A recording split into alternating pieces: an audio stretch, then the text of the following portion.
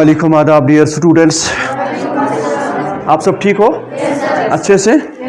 तो आज कौन सा क्वेश्चन करना है?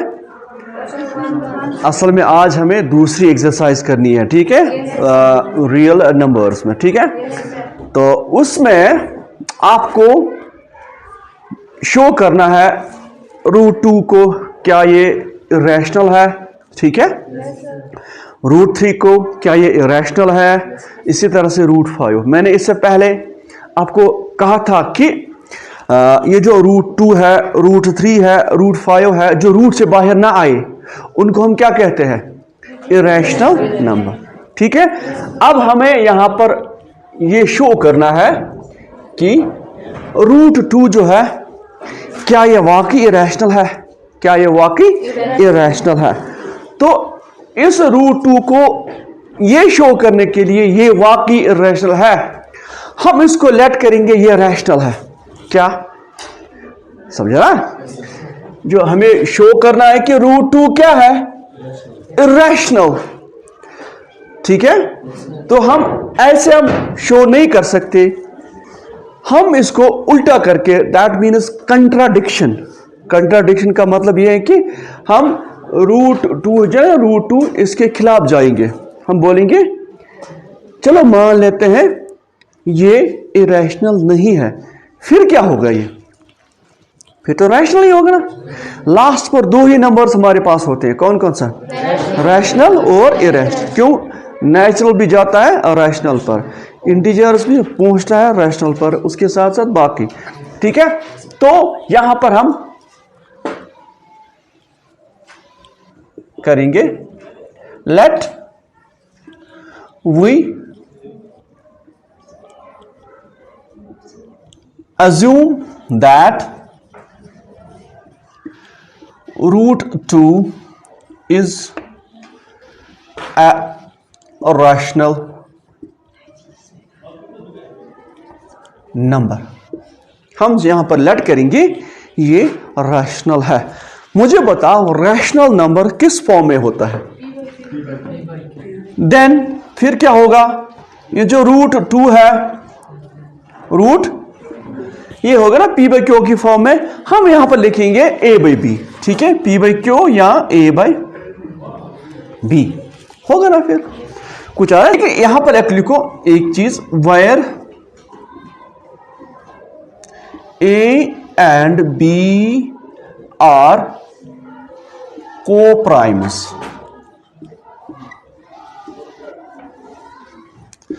co-primes का क्या मतलब है?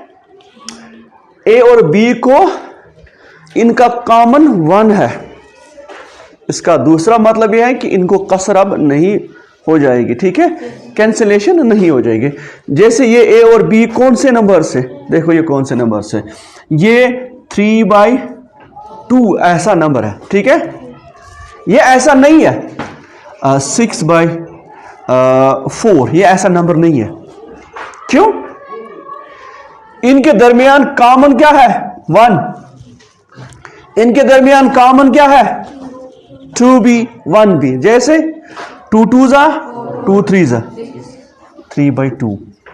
ये मैंने ये लिया है।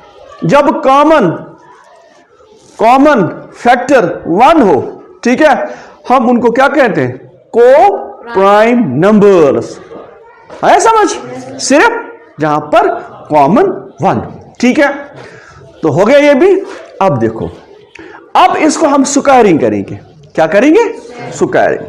देखो बहुत आसान होगा, आप सिर्फ यहां पर आप कंसंट्रेट करो, ठीक है, ठीक है ना। अब देखो, जब मैं स्क्वायर चढ़ाऊंगा रूट को, स्क्वायर इसलिए चढ़ाऊंगा क्योंकि मैं ये जो रूट है ना, इसको मैं खत्म करना चाहता हूं, ठीक है, ताकि ये कुछ रैशनल में आ जाए। गलती होगी, मैंने कहा ना लास्ट पर मैं अपने आप को गलत साबित करूंगा। अब जब मैंने स्क्वायरिंग की, ये ऐसे हो जाएगा,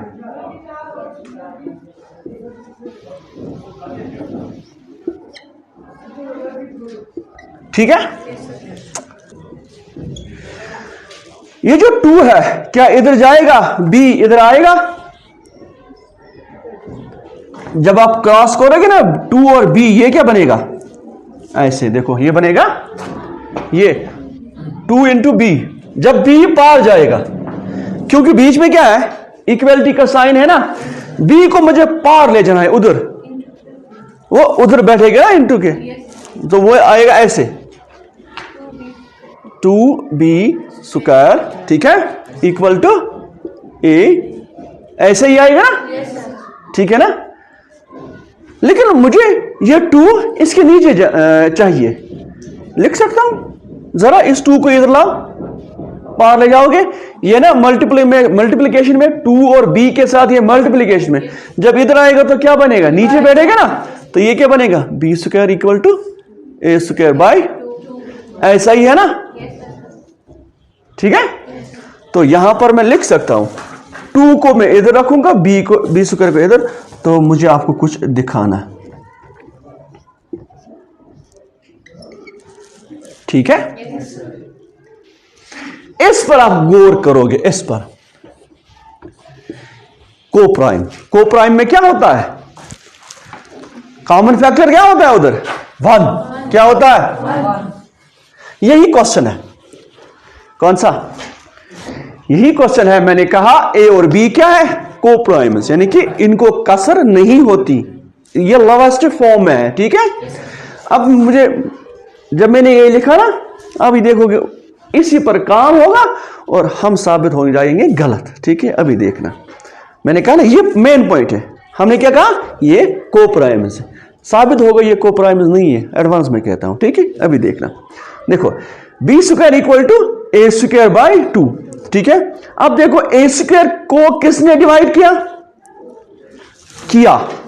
याद रखना, जब ये नीचे है तो डिवाइड करेगा, ठीक है। उसके बाद इट एम्प्लाइज दैट, अगर ए स्क्वायर को डिवाइड 2 ने किया, क्या ए को डिवाइड 2 करेगा, मैं दिखाऊंगा आपको, यहां पर लिखो, if divisible by divisible by 2, then a is also divisible by 2। चलो देखते हैं, देखो ए स्क्वायर को किसने डिवाइड किया, इसका क्या मतलब है, क्या ए को डिवाइड करेगा 2, देखते हैं। ए स्क्वायर को 2 ने डिवाइड किया, आया समझ। चलो ए के बदले कुछ डालो, कुछ भी, 2 डालो, क्या डालोगे, 2, ऊपर क्या है, स्क्वायर, नीचे 2 का स्क्वायर 4, 2 का स्क्वायर 4/2, तो ये 2 1 जा 2 2 जा 4, डिवाइड हुआ। अगर हम अब स्क्वायर हटाएंगे, क्या हटाएंगे, स्क्वायर, इधर क्या रहेगा, 2/, क्या इसको 2 डिवाइड करता है, ठीक है। तो इसीलिए मैंने यहां पर कहा, ये लाइन आप याद रखोगे, if A square is divisible by 2 then A is also divisible by 2, ठीक है। तो देयरफॉर याद रखो, ए स्क्वायर किसको, इसने 2 ने इसको डिवाइड किया, then A is divisible by 2, then A is divisible by 2, ठीक है। ए इज डिविजिबल बाय, लिखा मैंने, ए इज डिविजिबल बाय, जो इसका आंसर आएगा वो हम सी, इसका आंसर सी है मान लेते, कुछ आया समझ, इधर आएगा, then A is also divisible by 2, लिखा ए इज डिविजिबल, मैथ में इस तरह से, वो इंग्लिश में हो गया, ए इज डिविजिबल बाय 2, ठीक है। जब ए को 2 से डिवाइड करोगे आंसर आएगा कुछ, आंसर आएगा ना कुछ, हमें मत पता है कौन क्या आंसर है, आंसर आएगा सी, समझ आ रहा है। चलो देखो आप, it implies that A equal to 2 into C 2c, ठीक है, समझ आ रहा है। इसका नाम आप फर्स्ट रखोगे, इसका नाम सेकंड, इतना क्लियर हुआ। अब using second in first, using second and first. जरा फर्स्ट क्या है? B square equal to A square A के बदले स्क्वायर ऊपर रखेंगे, ठीक है। आपको ए के बदले क्या रखना है? ए के बदले 2c ऊपर क्या है? स्क्वायर, नीचे क्या है? 2। क्लियर? 2, ठीक है। अभी देखो b square equal to 4c square by 2, 2 1 जा 2 2 जा, ठीक है। It implies that b square equal to शाबाश 2c स्क्वायर, ठीक है। उसके बाद आराम से देखना, ये 2 है ना, इसके नीचे आएगा क्यों? पार है ना, ये इसके साथ मल्टीप्लिकेशन में, इसको इसके साथ, क्या ये इसके साथ डिवाइड आएगा? बिल्कुल आएगा। It implies that B square by 2c के साथ ज़रब में है, पार आएगा ना, इधर नीचे बैठेगा तो डिवाइड के साथ इधर, ये किसके बराबर है? c square. समझ आ रहा है कुछ? ए स्क्वायर को 2 ने डिवाइड किया तो इसका मतलब a को भी 2 ने डिवाइड किया, ठीक। अब b की बारी है ना, b स्क्वायर को 2 ने डिवाइड किया, इसका मतलब b को भी 2 ने ही डिवाइड करना है, जरूर करना है, ठीक है। जब स्क्वायर को डिवाइड करेगा तो स्क्वायर के बगैर b जरूर है कि वो डिवाइड करेगा, ठीक है। तो यही लाइन लिखना है, इफ b स्क्वायर बाय 2, ठीक है। तो इससे क्या साबित हुआ? पहले हमने क्या कहा? a और b क्या है? लेकिन कोप्राइम्स को कोई डिवाइड करता है ना, उनको कोई डिवाइड, क्योंकि उनके दरमियान कोई कॉमन फैक्टर 1 के बगैर नहीं होते। लेकिन यहां पर क्या साबित हुआ? अभी इनके पास तो आ गया, a के पास भी आ गया 2, b के पास भी 2 आ गया। ये कैसे आ गया? आपको आया समझ? मैंने कहा था पहले √2 equal to a by b, ठीक है। ये रैशनल नंबर है, लेकिन a और b कोप्राइम्स है, a को भी कोई डिवाइड नहीं करेगा, b को भी कोई डिवाइड। लेकिन यहां क्या साबित हुआ? a को किसने डिवाइड किया? 2 ने। b को किसने डिवाइड किया? क्या ये कोप्राइम्स है? फिर हमने पहले लेट किया था ये कोप्राइम्स, और जरूरी थे वो कोप्राइम थे, मगर कोप्राइम मत आए। क्यों नहीं आए?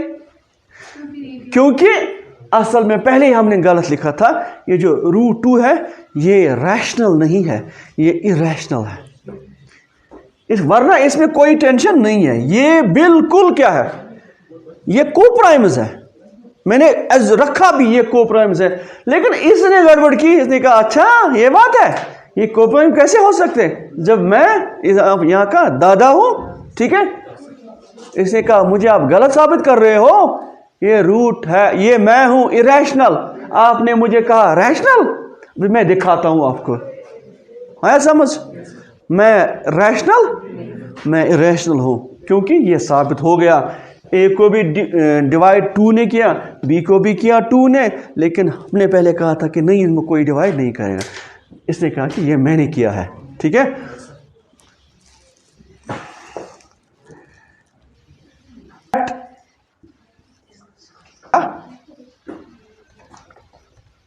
कॉमन फैक्टर, ठीक है। This contradicts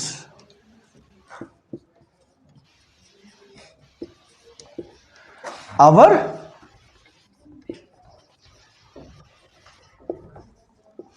assumption. This contradicts our assumption because what we have assumed कि a और b क्या है? ये है rational. This contradicts our assumption. So √2 is irrational. लिखो।